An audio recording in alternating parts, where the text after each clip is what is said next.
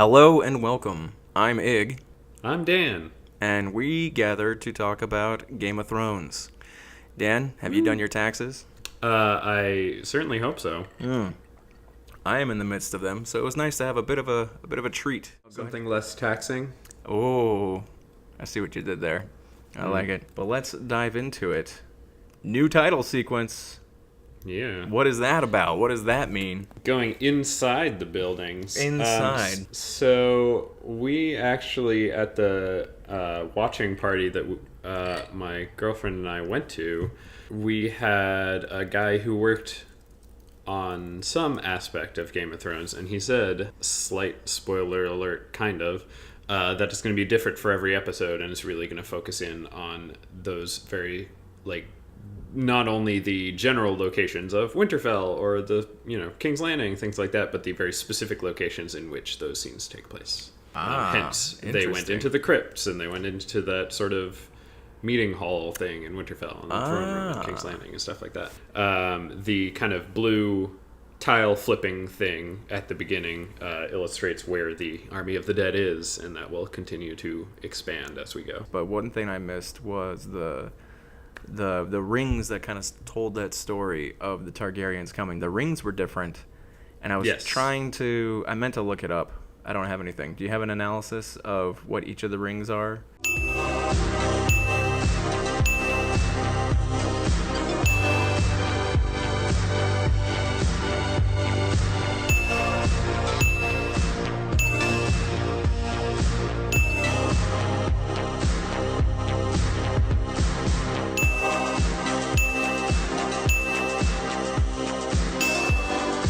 I kind of like that everything is likely going to be changing every episode, not just which locations they pick. So should be cool. And we get our Council of Northerners. This is something I discussed. Like, how is that hierarchy going to work out? Like, where does Jon fit in now? Oh, right, yeah. So I'm glad they discussed that. With Lyanna being like, you left a king and now you're back. You're what? You're lord or nothing at all? Like, what are you? And this gets to one of my main criticisms of this episode, and it's with Jon. He went through this exact same thing with the Wildlings and the Night's Watch, and he died. So you'd think that he would be better prepared in how to talk to people about bringing in, a former enemy. He's just an introvert. Doesn't know how to deal with people. Oh yeah, indubitably. He's saying like all the same things. Like, it doesn't matter. The Army of the Dead is coming. The Night King is coming. Well, I think it's just so important to him that he kind of refuses to believe that other people are different. And here's a question. As Tyrion gets up and he wants to help, do you think Tyrion is screwing over everyone? Do you think him and Cersei made some kind of secret deal or pact? Because he does a little look when he says the Lannister army is coming. And yes, it's like he knows this is not going to play well to his audience. But at the same time, I wonder if there's something else there. There's that theory that, in the season 7 finale when him and Cersei met one-on-one, that maybe... I feel like not, but maybe. I feel like the look was more, he knows that it's probably not true, but he's choosing to believe in it for now. Well, there was another point in here that made me think that Tyrion is not telling the truth. Because even Sansa was saying, like, you're trusting that Cersei's going to bring her army just to help us. Where she says, like... I used to think you were the cleverest man alive. Like, I think it's kind of playing to... There's something else going on that Tyrion is not being honest about. I don't know. Maybe I'm just being paranoid. I don't want this friendship to end, but maybe it will. But it's an episode of a lot of meetings. Sansa and Tyrion. Arya and Jon. I mean, this first episode is always going to be them setting everything up. Oh, I think this is more a moving the pieces into place, and then they will be activated, I guess, in the next few episodes. By the way, this is sort of a meta note here, but I was assuming that these episodes were... I know generally they're going to be longer, but this one was only 1 hour and 6 minutes, so it was actually pretty normal for Game of Thrones. Pretty standard, yeah, getting everything into place. King's Landing. Cersei kind of likes the news that the wall came down, and I get it. She's a bitch, and she wants those people to die. I don't understand what's going inside her head. She knows the army of the dead is real. And She's fairly confident in the Golden Company, I guess. her idea, which makes sense if you take the supernatural out of it, is I'm just going to let all my enemies fight each other, and then I'll mop up whoever is left standing. The problem is, it is a supernatural thing, and if the army of the dead wins, then all those other enemies are going to get added into that army. Fair enough. So what is she thinking? I don't get it. I mean, I guess unless you're correct and there's some other secret plan happening. I feel like her character has gone from actually having feelings and motivations and stuff to being like, now I'm evil. So you think she's gone a little two-dimensional. Which would make that make a little more sense. But then we have another disappointment, which is Euron. Well, to me, he's kind of a disappointment. Like with him talking with his niece about how I have no one to talk to. My whole crew is mutes. I don't know. It just doesn't feel right. It doesn't feel Euron. It's like, you did that. You pulled their tongues out for a reason. And I mean, we talked about this before. He's just like, he's not nearly as interesting as he was in the books, and like right. he's just sort of crazy pirate man without kind of a specific, again, motivation behind him other than like he wants to have sex with the queen. I'm like, sure, okay.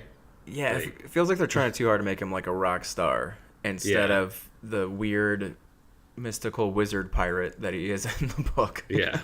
But then Harry Strickland, commander of the Golden Company, and he's got an accent, which I was not expecting. Well, I guess it makes sense, right? Because the Essos people all have accents in the show for the most part.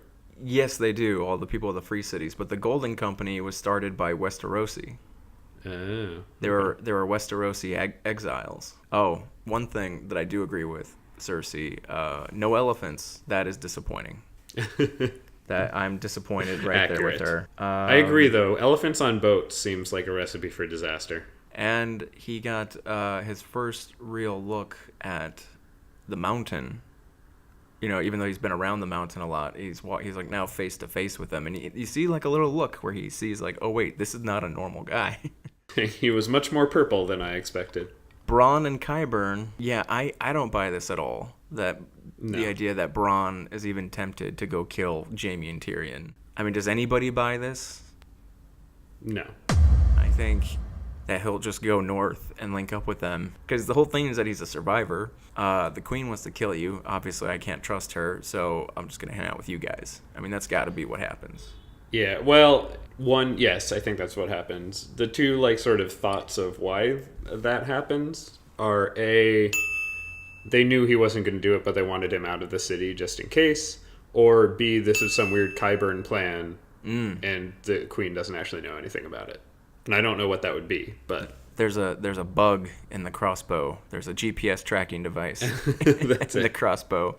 They're going to know if he betrays them. Otherwise, they'll be able to listen in on the conversations. Qyburn's a smart guy. He's got his I wouldn't laboratory. put it past him. You don't know what he's cooking up in there.